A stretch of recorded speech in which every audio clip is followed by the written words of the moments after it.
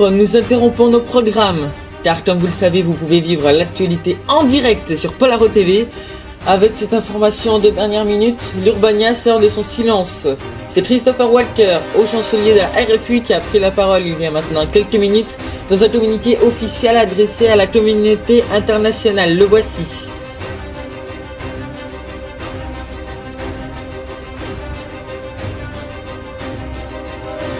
Actuellement, 3 chefs d'État ont répondu. Aurélien Cassel, président du Polaro, est heureux de voir que l'Urbania, je cite, clarifie ses positions, même si la phrase d'après nuance ce communiqué. Cependant, nous n'avons toujours aucune raison officielle de ces événements causant la perte d'Irania, qui est, je vous rappelle, la capitale de la RFU. C'est aussi un point important de ce communiqué. La RFU confirme qu'elle a perdu sa capitale. Tokyo et Valtamine ont également réagi. Le premier rappelant qu'un fonds d'urgence de l'UP peut être mis en place s'il le souhaite. L'autre se disant prêt à aider le pays à se reconstruire. Et le ministre de la Défense, Chris Valdem, est en ligne avec nous. Bonjour monsieur le ministre, merci, vous êtes en direct sur Polaro TV. Quelles sont vos premières réactions? Excusez-moi, quelles sont vos premières réactions? Déjà soulagé, je pense que ça doit être le cas de tout le monde. C'est Walker qui dirige toujours l'Urbania, donc il n'y a pas eu de coup d'État.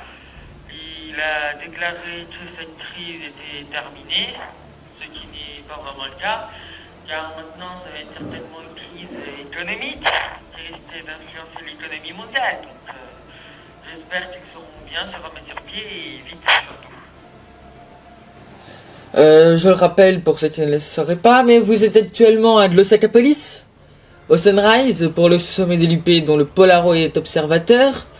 Avez-vous déjà eu des réactions internationales, pardon? Alors, comme je l'ai déjà dit, c'est un énorme soulagement pour toute la communauté internationale. Après, je pense que des pays ont certainement déjà répondu à ce communiqué. D'ailleurs, je vais devoir vous laisser. Merci à vous. C'était Chris Valdem, ministre de la Défense du Polaro. Et maintenant, un long décryptage. On en a bien besoin de ce communiqué avec mes invités et vous sur Squirrel, je vous le rappelle, en direct, @Polaro TV, et avec le hashtag Urbania. Bonjour, Antoine Martin, spécialiste de la Félicie du Sud à l'Institut Félicie de l'Elax. Déjà, que pensez de ce communiqué? On sent vraiment que c'est apaisé. Christophe Walker? Oui, rien que le début, chers amis, le prouve. Ça doit être dur pour un président, c'est une des plus grandes puissances mondiales, d'être d'un coup rétrogradé à un pays dont certains disaient, et c'est pas tout à fait faux, qu'il était en guerre. Donc...